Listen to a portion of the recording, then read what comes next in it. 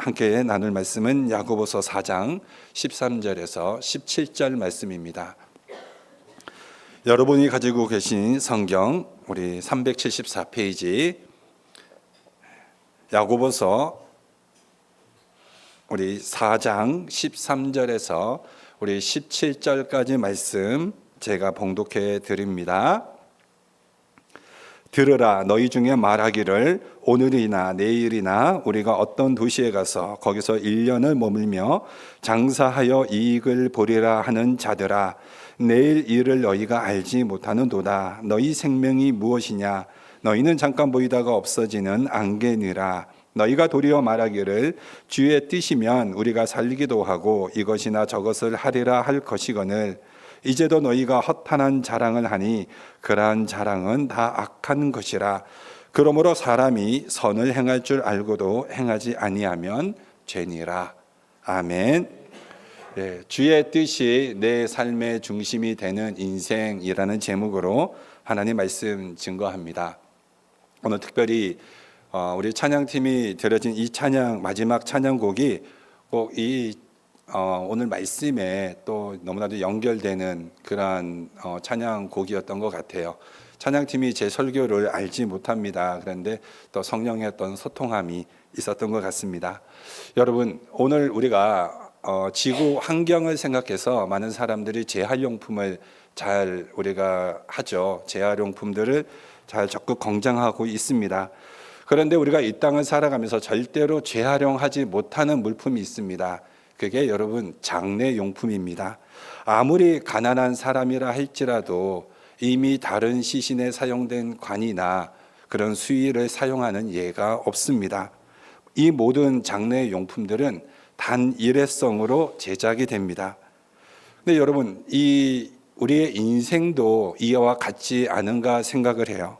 여러분, 인생은 단 한 번밖에 기회가 없습니다. 단 한 번만 살아가는 그 인생인데, 그러나 단 한 번밖에 없는 이 인생이라는 기회 속에서 모든 인생들이 다 동등하지만, 그러나 모든 사람들이 똑같이 그렇게 한 번의 인생을 가치 있게 살아가지는 않습니다. 어떤 사람의 인생은 많은 사람에게 유익을 주고 살리는 인생을 살아가는 사람도 있고, 어떤 사람들은 자기 욕망에 탐욕에 사로잡혀서 허망하게 그 인생이 무덤으로 가는 인생도 있습니다. 그러니까 여러분, 모두가 다 한 번 사는 인생이라고 해서 다 같은 인생이 아니죠. 그 인생을 어떻게 살 것인가는 자신의 선택과 결정에 달려 있습니다. 철저하게 자신의 소관이죠. 그런데 여러분, 인생이란 언제나 우리가 한 길처럼 보이나 사실은 모든 사람의 인생을 되돌아보면 그 인생의 길은 수천 개, 수만 개의 갈림길로 나뉘어져 있습니다. 그 많은 길 중에 우리의 인생에 생명을 주는 길은 오직 한 길밖에 없습니다. 나머지는 다 그럴듯해 보여도 다 죽음의 길, 사망의 길입니다. 그러므로 여러분, 우리가 생명의 길로 가기 위해서는 우리의 인생의 중요한 표대가 바르게 세워져 있어야 합니다.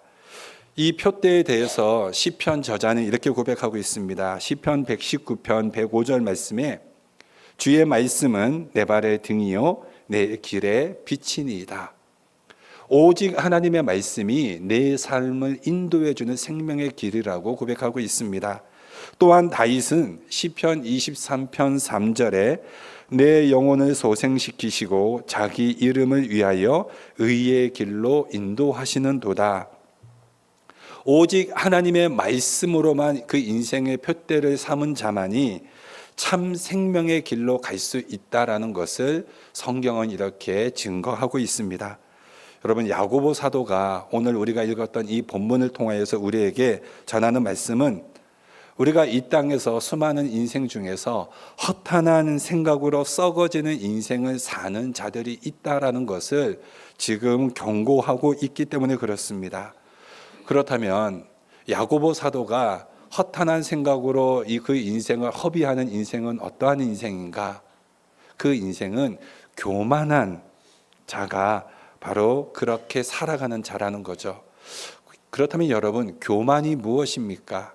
교만은 자기 인생의 그 주인이 자기 자신이라고 생각하는 자, 내 인생의 주인이 나다, 그렇게 살아가는 자가 참으로 교만하다라는 것이 지금 이 야고보 사도가 권면하는 거죠. 성도 여러분, 우리가 죄를 이야기할 때 많은 사람들이 죄를 어떻게 이해하냐면 윤리와 도덕적으로 죄를 이해합니다. 사람이 살인하거나 도적질하거나 간음하거나 우리가 이러한 윤리와 도덕을 가지고 죄라고 이야기하는데, 그것은 여러분 죄의 결과입니다. 성경에서 말하는 이 죄라는 것이 무엇인가? 그것은 하나님의 위치에 인간이 올라가는 것, 하나님의 자리에 내가 그 자리에 서는 것, 그게 여러분 죄의 본질입니다. 우리가 성경을 보면 창세기 3장에 보면은 아담과 하와의 죄가 무엇입니까? 하나님이 먹지 말라고 한 선악과를 따먹었습니다. 근데 그 선악과를 따먹게 할 때 사탄이 분명하게 말하죠. 이 선악과를 먹으면 너의 눈이 밝아져서 너가 하나님 같이 된다. 우리 창세기 3장 5절 말씀입니다. 너희가 그것을 먹는 날에는 너희 눈이 밝아져 하나님과 같이 되어 선악을 알 줄 하나님이 아심이니라. 그러니까 선악과를 따먹음으로 인하여서 하나님이 판단하는 선과 악의 기준이 인간이 선과 악을 판단하고 있다는 거죠. 그러니까 오늘날 성경에서는 죄라고 하는 것들이 오늘날 인간이 이 다수결의 원칙으로 인하여서 얼마나 많은 죄를 선으로 둔갑시켰는지 모릅니다. 우리는 그러한 인생 속에서 살아갑니다. 여러분, 피조물인 우리 인간입니다. 피조물이라는 것은 우리 스스로 우리가 지음받은 것이 아니라 우리를 지은 자가 있습니다. 지은 분이. 그분은 우리는 창조주 하나님이십니다. 창조주 하나님이 우리를 지었는데 감히 우리가 창조주이신 하나님의 위치에 서려고 하는 것, 그 위치에 서서 내 기준에서 내가 선과 악을 판단하고 그 마음대로 내가 살려고 하는 것, 그게 바로 교만이죠. 그 자신의 주제를 넘어서는 것, 그것이 바로 교만입니다. 여러분 가운데에서 여러분 스스로 수명을 결정하는 분 계십니까? 내가 몇 세까지 살아야겠다, 그렇게 스스로 여러분 인생을 결정할 수 있는 분이 있습니까? 혹시 여러분들 가운데 시간을 통제할 수 있는 분 있습니까? 여러분, 내가 살고 죽는 이 모든 것이 하나님의 뜻 안에 달려있지 않습니까? 우리가 살아가면서 그것을 깨닫는 것, 하나님은 절대로 교만한 자를 내버려 두지 않으시죠. 성경에서 교만은 패망의 선봉이요 넘어짐의 앞잠이니라. 교만한 자는 반드시 넘어집니다. 그런데 아직도 자신의 인생을 자기 마음대로 결정할 수 있다고 착각하며 사는 인생들이 있습니다. 그러한 어리석은 인생에 대해서 야고보 사도는 이렇게 경고를 하죠. 너희는 잠깐 보이다가 없어지는 안개니라. 여러분, 제가 살고 있는 동네는 안개가 잘 발생합니다. 근데 그 안개가 짙은 안개가 꼈다가도 어느 순간에 안개는 사라지죠. 안개에게 여러분 미래의 결정권이 있습니까? 안개에게는 영원한 소망과 영원한 생명이 있습니까? 그 안개는 정말 짙은 안개가 꼈다가 순간 사라져요. 이 벨뷰는 어떻게 안개가 끼는지 모르겠는데 저희는 좀 산꼭대기에 있어서 그런 것들을 잘 경험합니다. 한순간 있다가 한순간에 사라지는 거, 그게 안개 아닙니까? 그런데 여러분, 우리 인생이 그렇죠.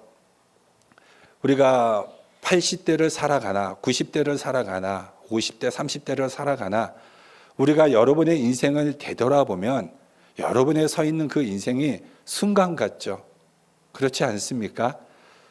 저도 이제 50대 중반이 되어서 제 인생을 돌아볼 때는 정말 제 마음 안에는 아직도 20, 30대 젊은 그 시절의 열정이 품어져 있는데 이제 몸이 쇠약해져서 힘도 안 나고 한국 갔다 왔는데 이게 에너지가 나는 게 아니라 지쳐가지고 감기 걸리고 그러고 있는데 그 인생을 되돌아보면 어느 순간 같아요. 나 젊어서 펄펄 뛸 때가 엊그제 같은데 어느 순간에는 골골대고 있고 에너지가 빠져 있고 정말 그 인생의 순간이 찰나 같습니다. 근데 이게 50대만 그런 것이 아니라 80대도 그렇고요. 다 그 인생이 똑같습니다. 정말 젊을 때 한순간인 것 같은데 어느새 내가 인생의 종착지를 향해서 달려가고 있는 것을 보게 됩니다. 그렇기 때문에 여러분, 우리가 이 안개와 같은 그 인생의 삶인데 오늘 이 야고보 사도가 너희가 어떻게 그 인생의 참된 의미를 안다면 그 인생에서 교만할 수 있느냐, 어떻게 착각하며 그 인생을 살아갈 수 있느냐, 그렇게 안타까운 마음에 이 야고보 사도가 이 권면을 하는 거죠. 오늘 이 교만한 자의 특징이 무엇입니까? 첫 번째로 보면은 주의 뜻이 아니라 자기만의 뜻에 매여 있는 것. 그러니까 자기의 뜻이 있고 그 뜻에 주의 뜻이 빠져 있는 것. 그게 교만이라고 지금 권면하는 거죠. 13절에 오늘이나 내일이나 우리가 어떤 도시에 가서 거기서 1년을 머물며 장사하여 이익을 보리라. 자, 여러분, 이렇게 말하는 자의 문제가 무엇입니까? 1년을 내가 머물면서 장사하여서 이익을 보겠다 했을 때 전제가 뭐냐면, 그럼 이 사람이 1년 동안 살아 있어야 된다라는 전제가 있는 거예요. 근데 그 사람이 1년을 살지 단 하루를 살지 그 인생을 우리가 어떻게 알 수 있습니까? 그렇기 때문에 자신의 생명을 자기 마음대로 할 수 있다라는 거, 그것이 곧 교만이고 그게 인생의 주제넘음이죠. 내 인생의 미래를 내가 책임지고 있다라고 생각하는 거. 우리는 그 인생에서 아무도, 여러분, 하나님이 내일을 허락해 주지 않으면 오늘 하룻밤에 침실에 드는 그 시간이 내 인생의 마지막이 될 수도 있어요. 우리가 그것을 깨닫는다면 내일 하루 우리가 아침에서 일어나게 될 때 하나님, 오늘 하루 나에게 또 인생을 허락하여 주셨군요. 내가 이 하루를 하나님 앞에서 믿음으로 살겠습니다 라고 우리가 고백할 수 있지 않겠습니까? 누가복음 12장 13절에서 21절에 이렇게 기록되어 있습니다. 예수님께서 한 부자에게 경고해 주시는 말씀이에요.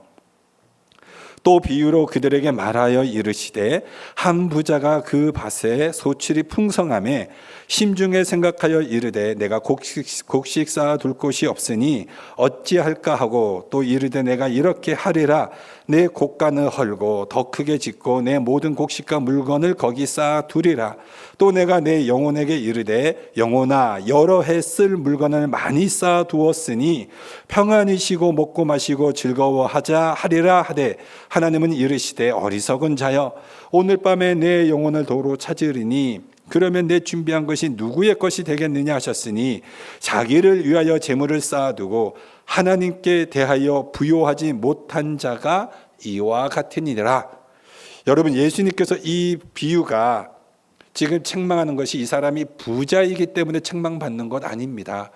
부자가 왜 책망받습니까? 아니죠. 이 사람은 이미 부자인데 부자임에서도 그 마음 안에 탐욕이 가득한 자였습니다.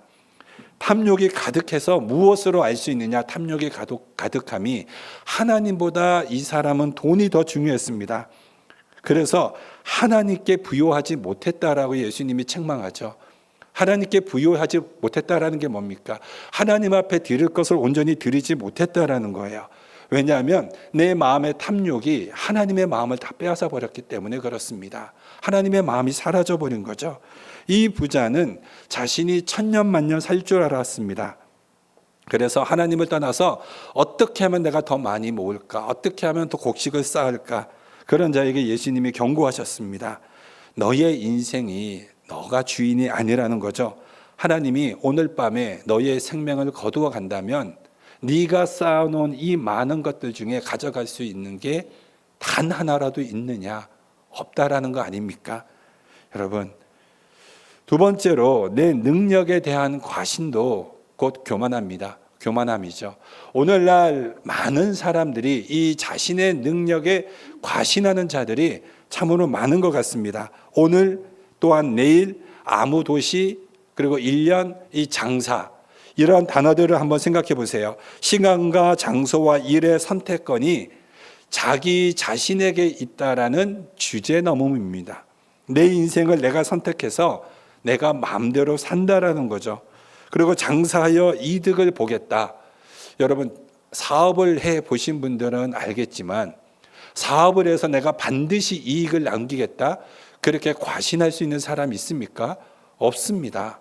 그런데 이 성경 본문에 등장하는 사람은 자신의 능력에 과신하고 있어요. 자기의 능력이 대단하다고 생각하는 것 같습니다. 나는 장사하면 반드시 이익을 남겨. 나는 장사하면, 나는 사업을 하면 반드시 성공할 수 있어. 이렇게 생각하는 이 과신이, 이 자신감이 바로 교만이라는 거죠. 여러분, 성경은 교만함에 대해서 굉장히 많은 내용을 걸쳐서 신구약 성경 전체를 통해서 경고하고 있습니다. 그런데 이 신구약 성경 대표적으로 이 교만함에 대해서 빗대는 이 나라가 등장하는데 그 나라가 바벨론 제국입니다. 이 바벨론 이 제국은 이 성경에서 얼마나 많은 내용으로 교만함을 지적하냐면 요한계시록에서까지 이 바벨론에 대해서 이 교만함을 지적하고 있습니다. 근데 이사야서 47장 8절을 보니까 이 바벨론 제국에서 어떻게 이야기를 하고 있냐면 그러므로 사치하고 평안히 지내며 마음에 이르기를 나뿐이라 나 외에 다른 이가 없도다. 나는 갑으로 지내지도 아니하며 자녀를 잃어버리는 일도 모르리라 하는 자여 너는 이제 들을지어다. 이 바벨론 제국은 철저하게 자신의 능력을 가신하면서 나는 이 땅에서 내가 하고자 하는 일에 되지 않는 일이 그 어떤 일도 없다. 나는 그리고 나의 능력으로 그 어떠한 불행한 일도 나는 겪지 않을 수 있는 능력이 나에게 있다. 여러분, 남편을 잃어버리는 이 일이 내 뜻대로 되는 것입니까? 아니죠. 자녀를 잃어버리는 이 부모의 아픔, 인생 중에 가장 큰 고통과 이 아픔인데 이것이 어느 부모가 이것을 원해서 잃어버리는 부모가 있습니까? 그 어느 누구도 없습니다. 인간의 의지에 없는 거죠. 그런데 바벨론 제국은 어떻게 생각합니까? 우리는 그런 힘으로 그 어떠한 어려움도 당하지 않는다. 그 힘의 과신을 가지고 있죠. 그런데 여러분, 이 바벨론 제국이 성경에서 단 얼마 만에 멸망을 당합니까? 이 바벨론 제국이 우리가 보통 신바벨로니아 제국이라고 하는 이 느부갓네살부터 시작하여서 단 87년 만에 망합니다. 단 87년 만에 5명의 왕으로, 그 마지막 왕이 어디에 등장하냐면 다니엘서에 이 벨사살이라는 왕이 예루살렘 성전에서 가져온 이 성전으로 술을 마시다가 하나님의 손가락 환상이 나타나죠. 메네메네 데겔 우바르신, 너희의 부족함이 저울에 보였다. 그리고 그날 밤에 고레스가 보낸 다리오 장군이 군대를 이끌고 와서 그날 밤에 페르시아 제국을 멸망시킵니다. 그것으로 바벨론 제국을 멸망시켜서 단 87년 만에 다니엘서에 등장하는 그 사건으로 바벨론 제국은 역사에서 사라지게 되죠. 여러분, 이 땅에서 힘 있다고 하는 사람들, 돈 있다고 자랑하는 사람들, 여러분, 하나님이 한순간에 불면 무너지는 게 그게 여러분 인생입니다. 성도 여러분, 지금 야고보 사도가 어디에 가서 얼마 동안 무엇을 하겠다고 하는 이 계획을 지금 비판하고 있는 거 아닙니다. 무엇을 지금 비판하고 있는 거냐면 주의 뜻을 배제한 채, 하나님의 뜻은 완전히 내버려 둔 채 자기 마음대로 무엇이든지 할 수 있다라는 이 교만함을 지금 정죄하는 것입니다. 여러분, 우리는 인생을 살아가면서 우리의 인생에 대한 계획을 열정적으로 세워야죠. 자녀에 대한 교육들 또한 잘 세워야 되고, 하나님이 우리에게 허락하여 주신 재정들 잘 관리해야 됩니다. 이렇게 살아가는 인생은 여러분, 이게 지혜로운 거죠. 그러나 이 모든 계획들을 세우는데 이 세워지는 계획들 가운데 주님의 뜻이 그 계획들 안에 포함되어 있느냐 하는 겁니다. 주님의 뜻을 품고 내가 나의 미래와 계획과 자녀들을 세우느냐, 주의 뜻을 배제하고 온전히 내 생각과 내 뜻만을 집어넣고 내 인생, 내 자녀, 내가 어떻게 키우겠다 이렇게 하느냐, 이것에 지금 이 야고보 사도가 지금 이 권면하고 경고하는 겁니다. 주의 뜻이 포함되어 있다면 우리가 주님을 어떻게 배제하고 주의 날, 주의 물질, 주의 시간, 주의 자녀, 이 모든 것들을 우리가 어떻게 배제하고 내 마음대로 이 모든 것들을 할 수 있겠습니까? 그럴 수 없다라는 거죠. 내 인생의 주인이 내가 아니라 하나님이심을 고백하며 그 모든 결정과 그 모든 선택권이 바로 주님께 있고, 이것이 과연 주님께서 기뻐하는 것인가? 이 선택과 이 계획이 정말 주님께서 원하시는 뜻인가? 우리가 이것을 놓고 우리가 결정을 해야 되지 않겠습니까? 비록 내가 내리는 최종 결정권은 나의 뜻에 달려 있습니다. 나의 의지에 달려 있죠. 그러나 그 생각과 그 의지에 반드시 주의 뜻이 포함이 되어야 된다. 그것을 이야기하고 있습니다. 그렇다면 우리가 이렇게 교만한 인생으로 살지 않기 위해서 우리가 주의 뜻을 따르려면 어떻게 해야 할까요? 제가 특별히 두 가지 주제로 여러분 안고 말씀을 드립니다. 첫째로 하나님의 경고의 말씀을 깊이 있게 들어야 한다는 것입니다. 그래서 오늘 이 본문 4장 13절에 첫 시작의 단어가 무엇으로 시작되냐면 들으라 라고 시작이 됩니다. 여러분, 그리고 5장 1절에도 보면은 부자들에게 하는 경고 들으라 이렇게 시작을 하죠. 여러분, 겸손한 자들의 특징이 무엇인지 아십니까? 겸손한 자들은요, 듣는 자세입니다. 달라요. 겸손한 자들은 상대방의 말에 경청합니다. 잘 듣죠. 하나님의 말씀이 울려 퍼질 때 이 말씀을 다른 그 어떤 누구가 아니라 오늘 하나님이 나에게 말씀을 주시는구나, 이 말씀으로 듣는다라는 것입니다. 저도 매 순간 하나님의 말씀을 준비하면서 이 말씀의 1차 대상을 저의 자신에게 저는 적용을 합니다. 그리고 항상 이 말씀이 끝나면은 이 말씀을 부여잡고 저도 기도해요. 이 말씀대로 순종하고 살게 해달라고. 여러분, 우리 모두가 하나님 앞에 이 말씀은 오늘 나에게 주시는 말씀이다, 이 말씀으로 듣는 그 자세가 바로 겸손한 자의 특징이라는 거죠. 사도행전에 보면은 이 복을 걷어차버린 정말 어리석은 인생이 등장을 합니다. 사도행전 24장에 기록된 바로 이 유대 총독 벨릭스라는 이 로마 사람입니다. 이 벨릭스라는 이 인물이 역사적으로 얼마나 위대한 인물인가 하면, 이 벨릭스는 여러분 노예였습니다. 로마에 사로잡혀 온 노예였는데 이 노예 신분인 벨릭스가 정말 술수가 아주 뛰어난 사람이었어요. 그래가지고 이 술수를 통하여서 이 노예의 신분을 벗고 로마 시민권을 취득하고 그리고 유대 총독으로 오게 됩니다. 그의 입지가 대단한 전설적인 인물이죠.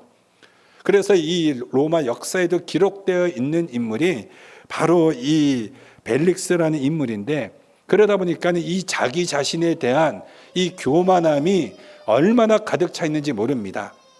자신의 능력과 술수로 자신의 이 권세가 영원할 거라고 생각하면서 엄청난 뇌물을 받아 챙깁니다. 그렇게 뇌물을 받아 챙기는데, 그러한 이 인물에게 사도 바울이 이제 제수의 신분으로 잡혀가서 복음을 전하죠. 복음을 전하는데 이 복음을 귀뚱으로도 안 듣습니다. 그리고 나서 자신의 이 권세가 영원할 거라고 생각했는데 뇌물을 너무 많이 받아가지고 이 로마 정부에 이게 이제 상소가 올라가면서 8년 만에 총독의 자리에서 쫓겨납니다. 그래가지고 내가 지금까지 이 모은 재물이 얼마나 많은데 내 평생 내가 떵떵거리고 살겠다 그래가지고 로마의 모든 부자와 권력을 가진 자만이 갈 수 있는 휴양지에 그가 그 재산을 끌고 가서 아주 떵떵거리고 살겠다고 갔는데 얼마 지나지 않아 베스비우스 화산이 폭발해서 망해버리고 죽어버리고 맙니다. 여러분, 이 벨릭스가 화산 폭발로 인하여서 정말 한마디로 천재지변으로 인하여서 자신의 인생이 그렇게 죽을 줄 알았다면 사도 바울이 전한 의와 절제와 장차 하나님의 있을 심판의 메시지를 들었을 때 그가 회개하고 돌이키지 않았을까요? 사도 바울이 이 세 가지의 주제를 가지고 바울에게, 이 벨릭스에게 전한 것은 이 벨릭스에게는 이 복된 은총의 그런 기회였습니다. 근데 인간의 과신의 교만이 그의 인생의 멸망의 길로 가고 말았죠. 교만한 자의 이 두드러진 특징, 듣지를 않는다라는 거죠. 하나님의 말씀도 듣지 않고 가르침도 듣지 않고 권면도 듣지 않습니다.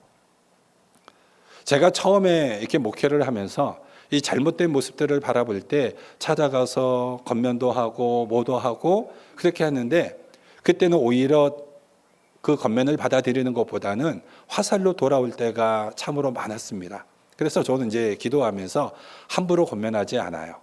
그래서 하나님이 그 인생에 기회를 주시고 하나님이 역사하실 때, 그때 이때가 기회구나, 이제 그때 찾아가서 권면하면은, 그때는 이미 하나님이 그의 마음을 가장 낮추셨기 때문에 그때는 말씀에 순종하지만, 아무리 목회자라 할지라도 그가 교만해져 있을 때는 여러분 그것이 듣지 않는다라는 것을 깨닫게 됩니다. 그래서 우리가 정말로 겸손함이 무엇인가, 여러분 듣는 것에 있어요.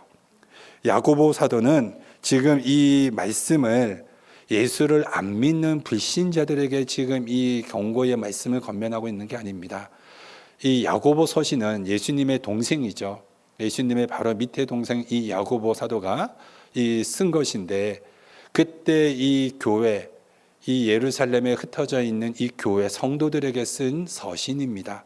그러니까 믿는 사람들이에요. 믿는 사람들에게 너희가 지금 교만하여 하나님의 뜻에 불순종하고 있는 너희들에게 지금 이 책망의 말씀으로 경고하고 있는 거죠.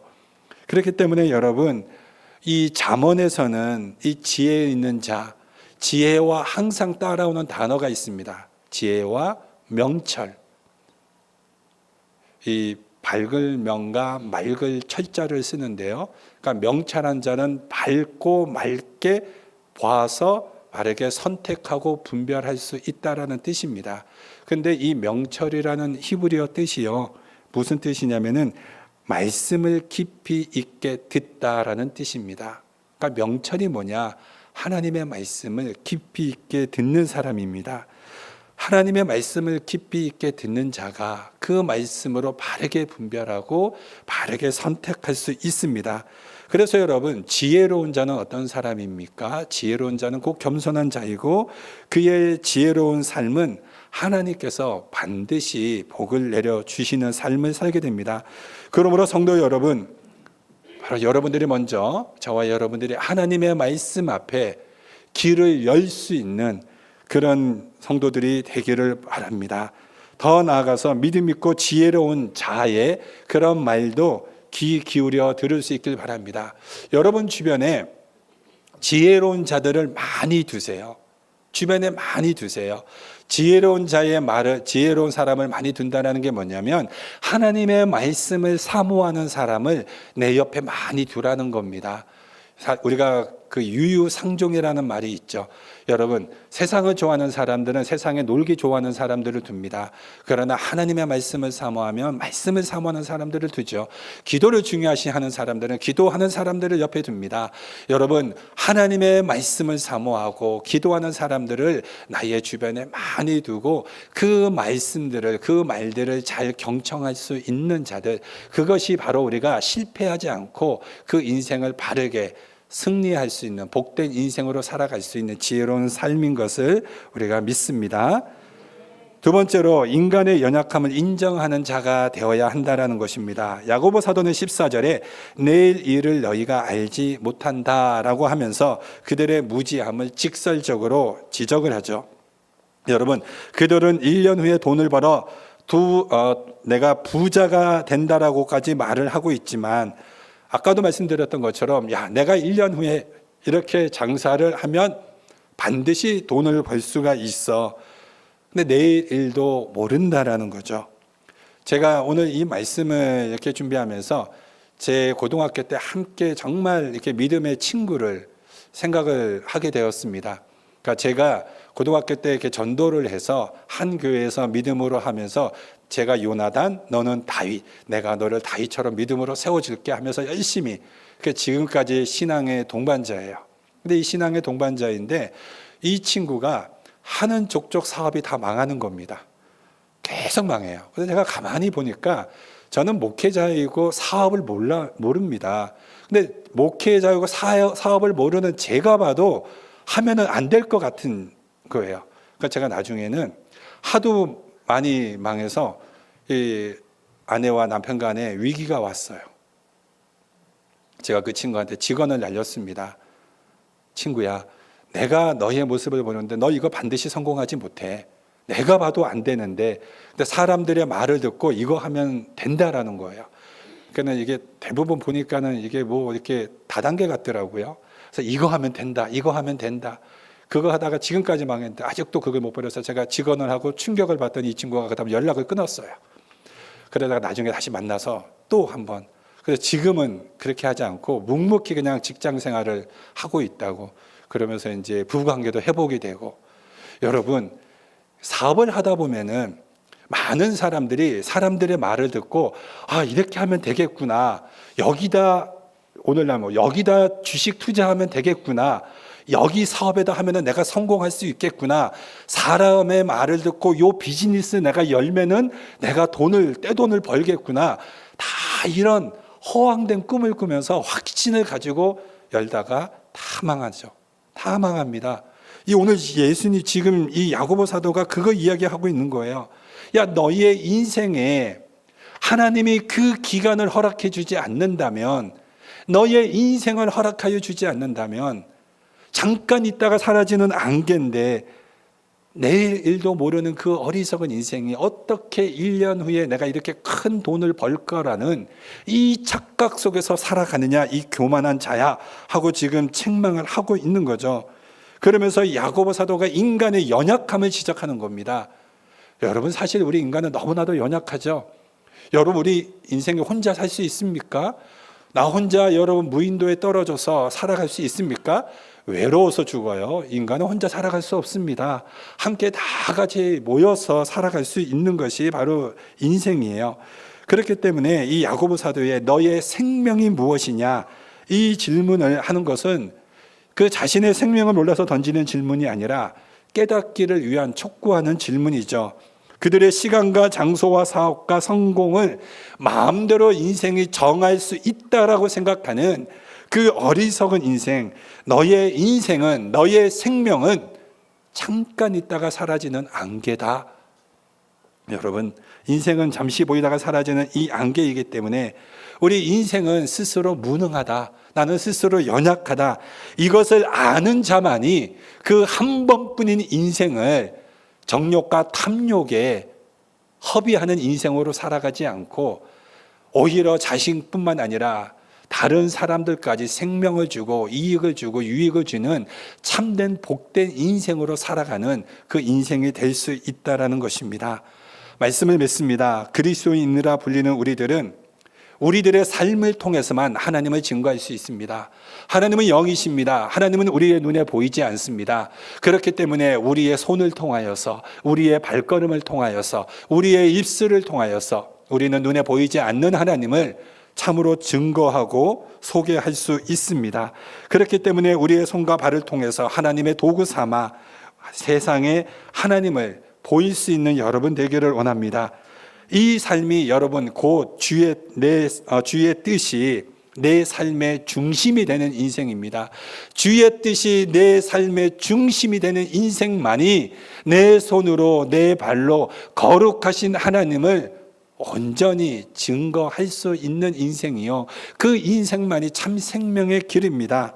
오늘 우리의 이 인생 가운데, 근데 이것이 우리의 결단이나 우리의 노력이나 우리의 의지만으로 될 수 있는가?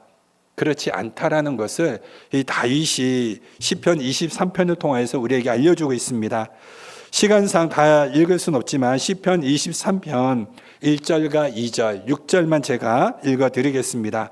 우리가 다 외우기도 하는 구절이죠. 여호와는 나의 목자시니 내가 부족함이 없으리로다. 그가 나를 푸른 풀밭에 누이시며 쉴만한 물가로 인도하시는 도다. 또한 6절에 내 평생의 선하심과 인자하심이 반드시 나를 따르리니 내가 여호와의 집에 영원히 살리로다. 다윗이 6절에 내가 여호와의 집에 영원히 살겠다는 것은 이 다윗의 결심입니다. 그런데 여러분, 다윗이 이 결심이 내가 하나님의 집에 거했기 때문에 내가 이제 영원히 하나님의 집에 살겠다, 이렇게 고백하는 것이 아닙니다. 다윗의 고백은 그 반대입니다. 하나님께서 가장 먼저 다윗에게 목자가 되어 주셨습니다. 여호와는 나의 목자이시니, 하나님이 친히 다윗의 목자가 되어 주신 거죠. 그리고 이 목자 앞에 다윗은 양이 되었습니다.